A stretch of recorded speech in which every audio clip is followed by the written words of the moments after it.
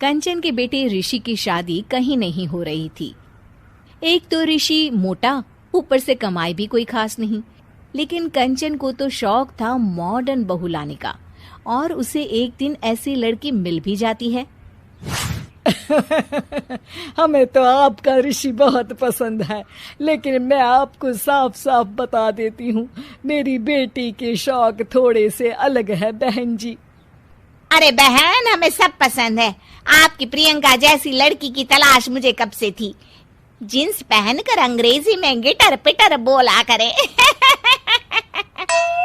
अरे बहन, जरा सुन तो लो, मेरी बेटी के शौक क्या क्या है। अरे नहीं नहीं बहन, बस लड़की को देख लिया तो सब कुछ देख लिया।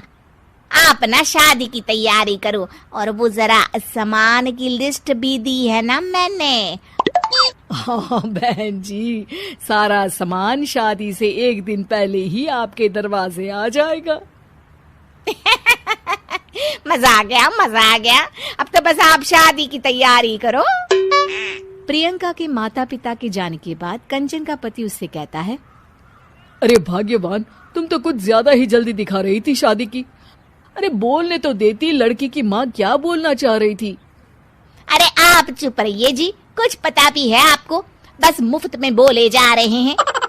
मेरी दोस्त शशि की बहू देखी, लंबी पतली और पढ़ी लिखी, हजारों में कमाई और संस्कारी भी। अरे पर जब वो मेरी बहू देखेगी तो जल भुन जाएगी। लेकिन तुम तो शादी ऋषि के लिए कर रही हो ना, या शशि के लिए? तुम्हारा लड़का कुछ कमाता भी नहीं है, और शरीर भी भगवान की दुआ से फूलता ही जा रहा है। फिर बोले आप हैं? फिर बोले आप? मैंने कहा ना, प्रियंका जैसी जींस पहनकर अंग्रेजी झाड़ने वाली बहू किस्मत वालों को ही मिलती है। चुप रहिए आप। पति के लाख कहने पर भी कंचन ऋषि की शादी प्रियंका से करवा देती है। लेकिन प्रियंका जैसे ही घर में आती है, वैसे ही जोर जोर से चिल्लाकर नाचने लगती है।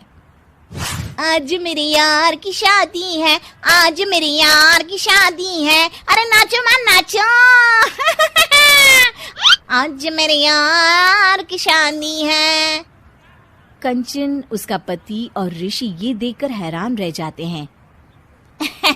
लग रहा है बहू को शादी की बड़ी खुशी है। हाँ हाँ, बहू क्यों नहीं, हम भी नाचेंगे। अरे नाचो नाचो जी, मुंह क्या देख रहे हो, चलो चलो नाचो, बहू कह रही है।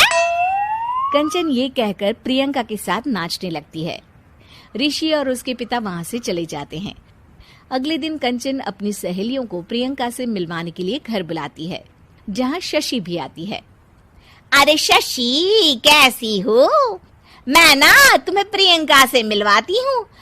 अरे सच में बहुत ही एडवांस सोच की लड़की है। कितने मॉडर्न ख्यालात है उसके, पता है तुम्हें? अरे हाँ कंचन, जरूर। बच्चों की शादी अच्छी ही होनी चाहिए, और वैसे भी तुझे तो शुरू से ही ऊंचे ख्याल की बहू चाहिए थी। तभी कंचन की सहेली कहती है, अरे कंचन, बुलाओ ना प्रियंका को, हम भी मिल ले। अरे बहू प्रियंका, जरा बाहर तो आना। कई बार आवाज देने के बाद भी प्रियंका बाहर नहीं आती है, तो कंचन को बुरा लग जाता है। वो उसे लेकर बाहर आती है, लेकिन ये क्या, प्रियंका लड़खड़ाती हुई बाहर आती है और उसके हाथ में शराब की बोतल होती है। हालांकि शराब पीना स्वास्थ्य के लिए हानिकारक होता है और ये हमारी किडनी के लिए बहुत ही खतरनाक है, लेकिन कंचन की बहू प्रियंका पूरे नशे में होती है। अरे इतने सारे लोग। ये कहकर वो शशि के पास जाती है। आंटी जी, पत्ते खेलेंगी, पत्ते। अरे दूर हो, दूर हो, तुम्हारे मुंह से तो शराब की बदबू आ रही है। अरे कंचन, माना तुम्हें मॉडर्न बहू चाहिए, लेकिन आधुनिकता का मतलब ये तो नहीं ना।